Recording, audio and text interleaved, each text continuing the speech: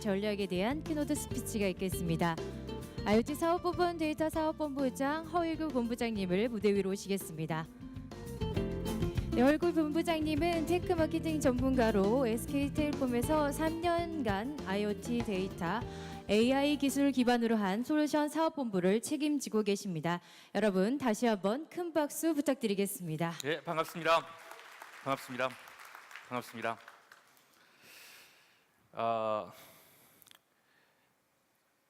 제목을 일단 기업이 데이터 활용도 평가를 본 동안 이노베이션 이렇게 정했는데, 사실 이렇게 많은 분, 1000명이 넘는 분이 오늘 오셨죠. 지금 를 모시고 키노트를 할 때 참 주제를 정하는 게 쉽지 않습니다. 왜냐하면은 너무 기술적인 내용을 하면 전달이 많이 안 될 것이고, 그렇다고 일반적인 이야기를 하면은 그냥 뭐 미디어에서 나오는 얘기에 대한 되풀이가 될 거기 때문에, 그래서 오늘 제가 준비한 내용은 이러한 기술적인 부분에 의해서 어떻게 우리가 생각하는 방식을 바꿔야 되는가, 즉 패러다임 변화를 말씀드리는 거죠.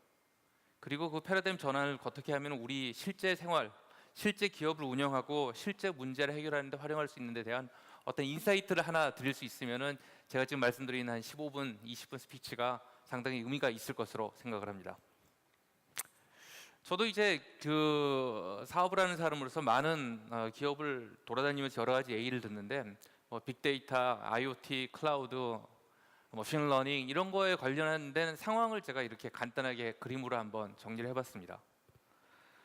위에 보스분들, 주로 임원분들이나 사장님들은 이제 여러 가지 얘기를 미디어에서 듣죠. 그러니까 막 이거 가지고 뭘 좀 해봐라, 문제 좀 풀어봐라, 야 바둑을 도와주고 세계 챔피언을 이긴다는데 너는 도대체 뭐 하는 거냐, 그렇게 얘기를 하시죠. 사실은 근데 지시를 하시는 분도 뭔지 잘 모릅니다. 사실은 왜냐하면 새로운 기술이기 때문에. 다 밑에 있는 실무자들은 아이씨, 야 디지털이 나온 게 언젠데 도대체 날 도대체 뭘 새로 하라는 말이냐, 도대체 뭐 ERP 다 깔았고 MES 다 깔았고 회사 다 네트워크 다 잘 돼 있는데 뭘 더 하란 말이냐.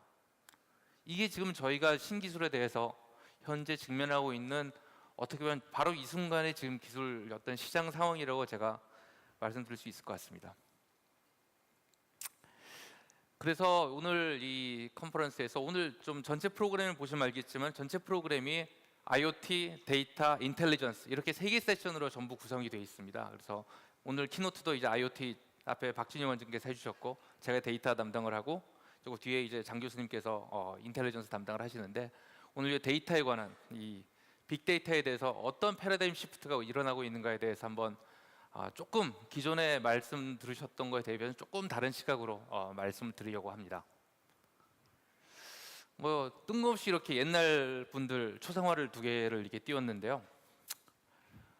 뭐 보시고 알아보신, 아마 왼쪽은 잘 알아보시겠죠. 왼쪽은 프랑스의 대철학자 르네 데카르트입니다. 그죠?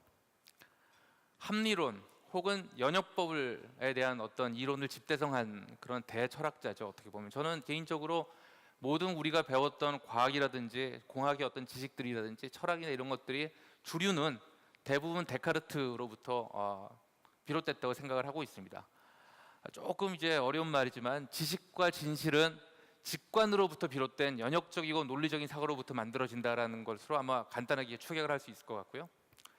이걸 우리 같이 IT 기술을 하는 사람의 입장으로 바꿔서 번역을 해서 얘기를 하면은 이렇게 되는 것 같습니다. 어떤 현상을 설명하는 규칙과 논리를 이해하고 유도해낼 수 있다면 그것을 현실화하는 알고리즘을 우리는 짜낼 수 있다라고 이제 얘기를 할 수가 있겠죠, 그렇죠? 이게 줄입니다. 지금까지 저희가 배웠던 내용들은 대부분 여기에 해당되는 내용들이고요. 오른쪽이 이제 소위 말하는 비주류입니다. 비주류, 경험론이라고 부르죠. 이 초상화는 경험론을 집대성했다고 믿어지는 이 영국의 철학자 데이빗 휴미입니다. 비주류지만은 이 경험론 입장에서는 우리가 관찰하는 사실만이 세상의 본질을 결정해 준 요소이며 경험된 사실 이외의 규칙은 존재하지 않는다 라고 요약을 할 수가 있죠. 이 얘기를 저희가 같은 이제 테크놀로지 하는 사람들이 언어로 바꾸면은 수많은 인풋과 아웃풋을 확보할 수 있다면, 즉 데이터를 얘기하는 거죠. 그렇다면 어떤 현상을 설명하는 논리와 규칙을 그것을 통해서 만들어낼 수 있다라고 얘기를 하는 겁니다. 이쪽 오른쪽은 언제나 비주류였습니다. 연역법이 세계와 귀납법이 세계에서 귀납법은 언제나 비주류였습니다. 사실은. 그러나 감히 말씀드리지만 이제 빅데이터 시대를 맞아서 혹은 인공지능 시대를 맞아서 패러다임은 왼쪽에서 오른쪽으로 이동하고 있다라고 저는 감히 말씀드릴 수 있을 것 같습니다. 간단히 예를 들어드리겠습니다. 조금 또 다른 이종의 어떤 이 예인데요. 이게 더블 펜줄럼, 이중 진자라는 게 있습니다. 즉 그냥 진자 이게 흔들리는 진자인데, 진자가 여기 이제 하나가 달려 있고 거기에 이 회전축이 하나 더 있고 전자가 또 하나 달려 있는 두 개가 이렇게 달려가지고 움직이는 시스템입니다.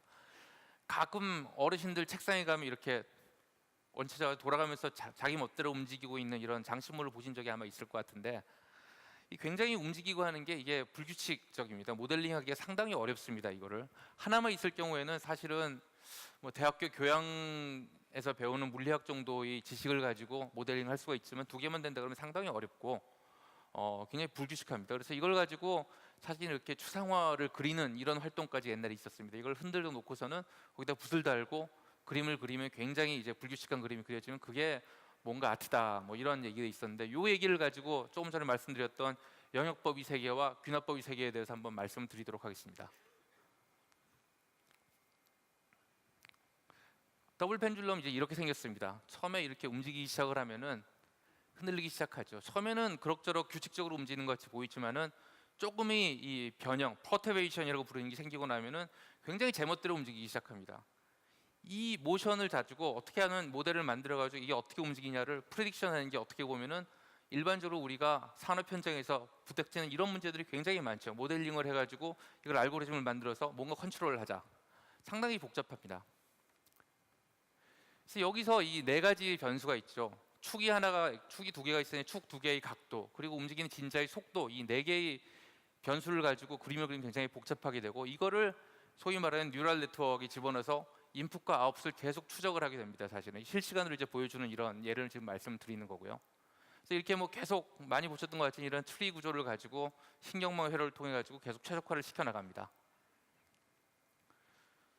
가로축이 이제 최적화를 시켜 나가면서 보이는 뉴럴 네트워크에서 보이는 어떤 노드의 숫자들이고요. 노드의 숫자가 점점 늘어나고 있죠. 왼쪽으로 오면서. 그리고 위쪽으로 올라가는 게 소위 말하는 실제 예측했던 값과 실제 측정한 값의 어떤 예측치 에러라고 보시면 될 것 같습니다. 즉 노드의 숫자가 점점 늘어나고 최적화가 돼가면서 이 에러가 굉장히 줄어들고 있는 그런 모습을 지금 보여주고 있는데, 결론적으로 이게 실시간으로 이 정도의 제너럴한 알고리즘을 가지고 이게 없어진 거죠. 어떻게 보면은 에러를 최소한적으로 이제 예측을 한 겁니다.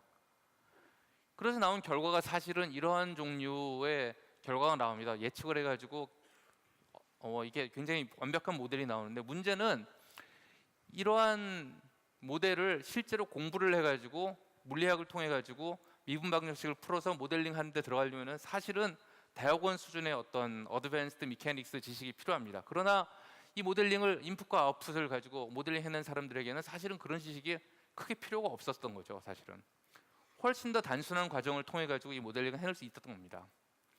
즉 어떻게 보면 아까 말씀드렸는데 연역법의 세계, 이 시스템을 이해를 하고 질량이 어떻고 중력 가속도가 어떻고 해가지고 모델링 했던 세계 대비해서 인풋과 아웃풋만 가지고도 실제 시스템을 이해하고 컨트롤할 수 있는 세상이 열렸다라는 것이 제가 생각하는 어떤 패러다임이 전환이라고 보시면 될 것 같습니다.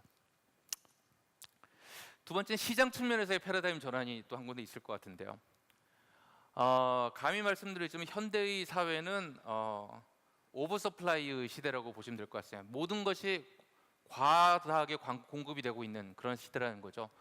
석유라는 것이 이제 잘 아시다시피 최근에 오버서플라이입니다. 가격도 많이 떨어졌고 몇십 년 전부터 석유 고갈된다 그러지만 계속 땅파면 계속 나오고 있고요. 지금도 아직도. 그러다 보니까 이게 생산이 많이 되다 보니까 이걸 어떻게 하면 효율적으로 디스트리뷰션 하느냐 부분이 훨씬 더 중요해지는 겁니다. 생산이 넘치다 보니까 어떻게 보면은. 그러다 보면 이렇게 지금 넥스트 크라프트 베르케 같은 독일 회사가 있는데 2.5 기가와트가 넘는 캐파시티를 가지고 있지만, 발전 캐파시티를 가지고 있지만 실제적으로 발전소를 하나도 갖고 있지 않은 단지 소규모 발전소들을 모아가지고 데이터만 핸들링 해가지고 최적화된 알고리즘을 통해서 판매를 하는 것만 가지고도 굉장히 유망한 기업으로 포지셔닝된 기업이 있습니다. 자동차라는 거는 그 자체가 원래 오버서플라이죠. 왜냐하면은 24시간 중에 한 5%에서 10%만 운행이 되기 때문에 오버서플라이입니다. 그거를 이제 허점을 파고 들어간 것이 이제 우버나 이런 카쉐어링 업체들이 들어가가지고 이제 그 오버서플라이된 부분들을 어떻게 효율적으로 디스트리뷰션 하느냐 측면에서 시작을 한 게 이제 우버 같은 업체라고 보시면 될 것 같고, 뭐 이제 어포더블 레스토랑, 이제 싼 프랜차이즈 같은, 우리나라 같으면은 이제 치킨 레스토랑이 한 4만 개가 넘게 있다고 그러는데 이게 너무 공급이 넘치는 겁니다. 그러니까 이제 배달 앱들이 이제 나오면서 실제로 치킨을 만드는 사람들의 총합의 밸류보다도 이 배달 앱이 밸류가 더 높아지는 이런 희한한 일이 또 생겨나게 되는 거고, 마찬가지로 하우싱도 마찬가지입니다. 미국 같은 경우에 2006년에 하우싱 버블이 최대한으로 올라갔을 때 한 해에 집이 22만 채가 지어졌습니다. 평소보다 2배가 넘는 그런 수치였는데, 그러다 보니까 그 집을 그 당시에 산 사람들은 할부금을 내야 되니까 빌려줘야 되는 겁니다. 사실은 그 유틸레이제이션 높이려 보니까 에어비앤비와 같은 이런 회사들이 생겨났다고 저는 생각을 하고 있습니다. 즉 밑에 이 4개의 예들은 단 하나의 실제 생산하고 있는 에셋을 갖고 있음에도 않음에도 불구하고 각 인더스트리에서 어떻게 보면 가장 시장 가치를 인정받고 있는 그러한 아주 어떻게 보면 희한한 현상이라고 보시면 될 것 같습니다.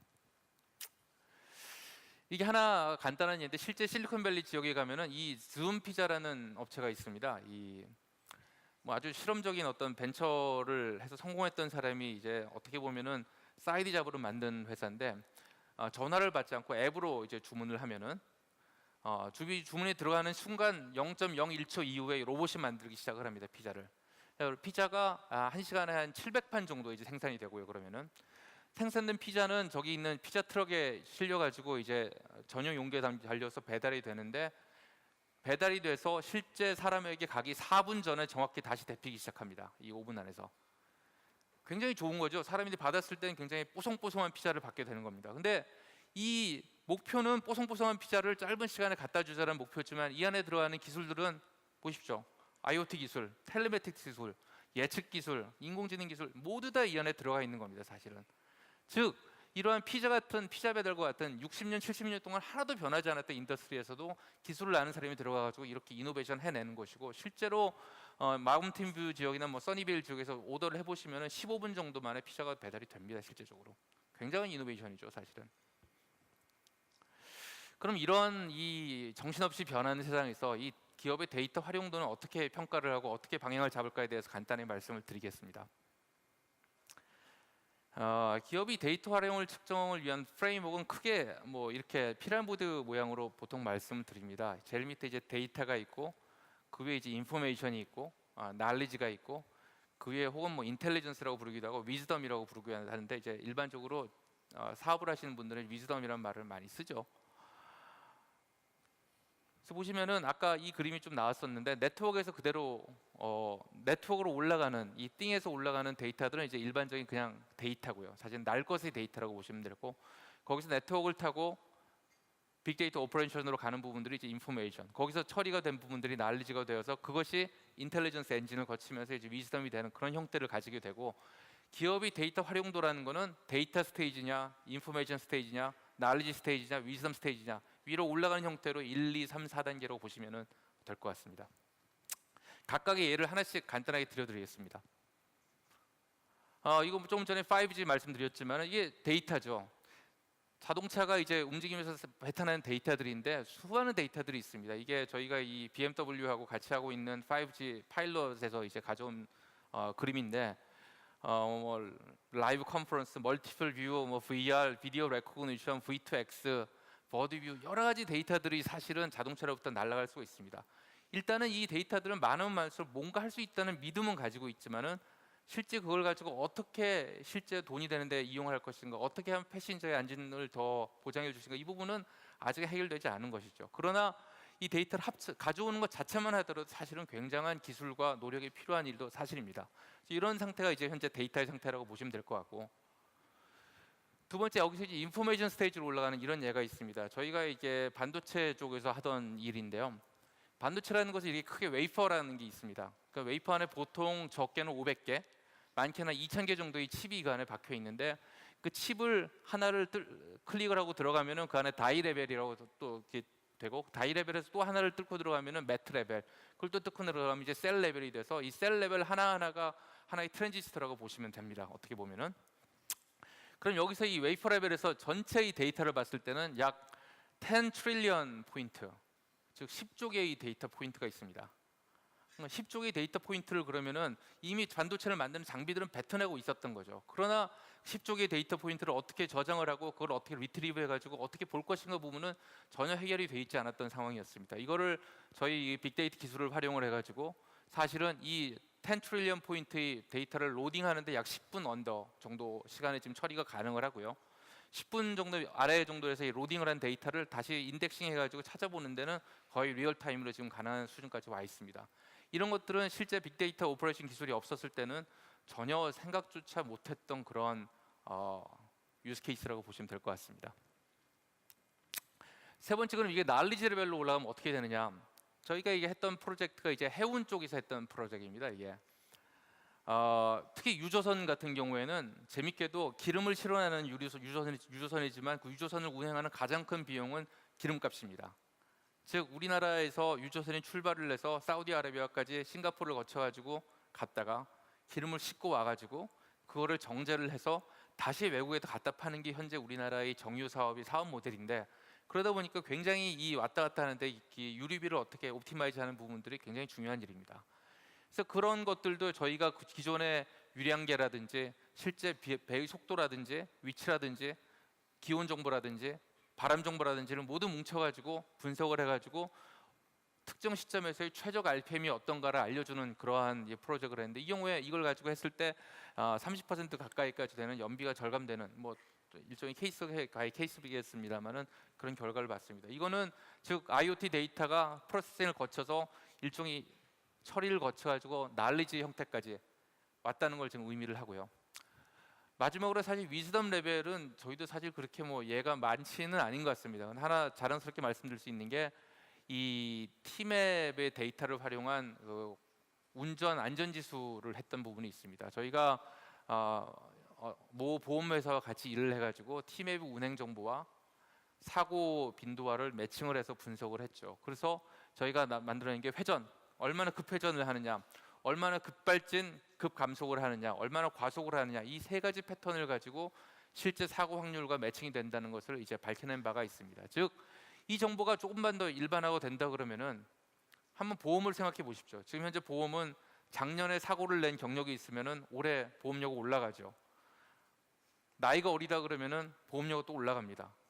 그런 게 필요가 없는 시대가 올 수 있습니다. 사실은 그냥 운전하는 거를 실시간으로 보는데 그 데이터 올라가는데 왜 그런 프로파일링이 필요하는 거죠. 사실은 그렇게 된다 그러면 이런 보험 인더스트리라든지 이런 것들도 큰 변혁도 올 수 있다고 생각을 합니다. 그럼 기업은 어떤 준비를 해야 될까를 한번 말씀을 드리겠습니다.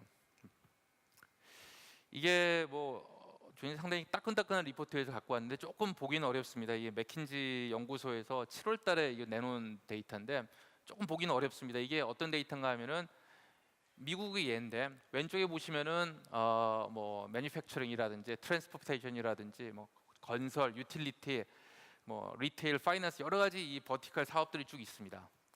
오른쪽으로 보시면 그 사업을 운영하는 데 들어가는 프로세스가 있죠. 매니지, 뭐 우리가 업종 전문성, 인터페이스, 고객과 인터페이스죠. 언프레딕트블 피지컬이라는 건 반복되지 않는 작업들.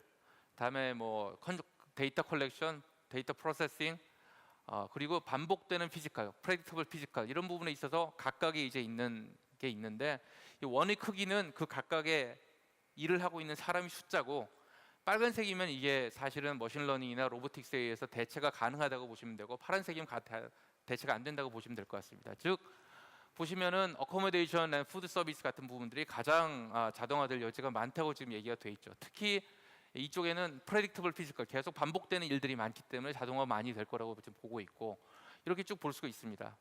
제일 밑에 있는 뭐 에듀케이셔널 서비스 같은 부분은 아무래도 사람이 사람을 가르치는 거다 보니까 비교적 자동화될 여지가 좀 적다 이렇게 보시면 될 것 같은데, 여기서 한 가지 보시면은 세로측 중에서 전부 빨간색인 데가 있습니다.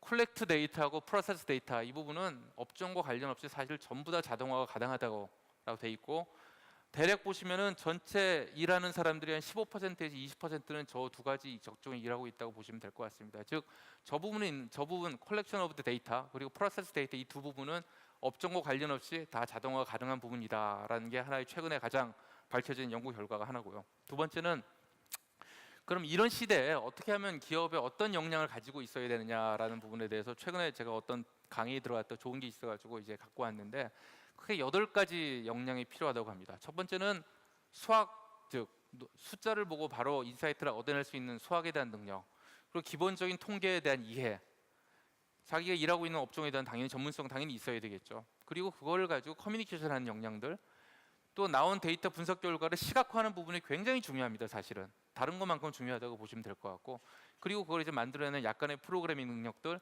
머신러닝에 대한 이해, 마지막으로 아까 말씀드린 빅데이터를 활용하기 위한 하둡 기술, 이렇게 8가지 디멘전으로 볼 수 있는데, 제가 그동안 이제 일을 하면서 이렇게 보면은 이 8가지를 다 가진 사람은 있을 수가 없고요, 당연히. 예. 그렇다고 다 가진 사람은 없는데 하나하나에 대한 또 엑스퍼트들은 찾을 수가 있습니다. 나는 프로그래밍을 잘해, 나는 업종 전문가야, 나는 수학의 천재야, 이런 사람들은 또 많이 만나볼 수가 있습니다. 제 생각으로는 이 중에서 한 2~3개라도 균형적으로 가질 수 있는 사람들을 육성할 수 있다면은 새로운 이 4차 산업혁명 시대에 있어서 상당한 핵심 인재가 될 수 있을 거라고 생각을 하고, 기업의 운영도 그런 방향으로 되어야 된다고 믿습니다. 이상 말씀을 드리고요. 마지막으로 결론을 드리면은 이러한 데이터, 빅데이터라는 거는 여러 가지 결합된 거죠. 센서도 발달을 했고, 네트워크 기술도 발달을 했고, 그걸 처리하고 있는 데이터 처리 기술도 발달을 하고, 그 위에 이제 인공지능이 나오고 그러는 새로운 세계인데, 이런 세계에 있어서 나오는 것들은 절대적으로 제가 볼 때 말씀드리지만은 되돌아갈 수는 없는 그러한 이미 활을 떠난 화살과 같은 그런 상황이라고 좀 생각이 됩니다. 즉 말씀드린 대로 연역의 세계에서 어떻게 하든 한 걸음 한 걸음 지금 귀납의 세계로 나아가는 그런 패러다임 중심에 있다는 그런 말씀드리고, 저희 SK텔레콤 여러 이 파트너분들 또 고객분들을 위해서 그러한 변화를 이루어내는 데 있어가지고 조금이라도 일조를 할 수 있기를 기대하겠습니다. 감사합니다.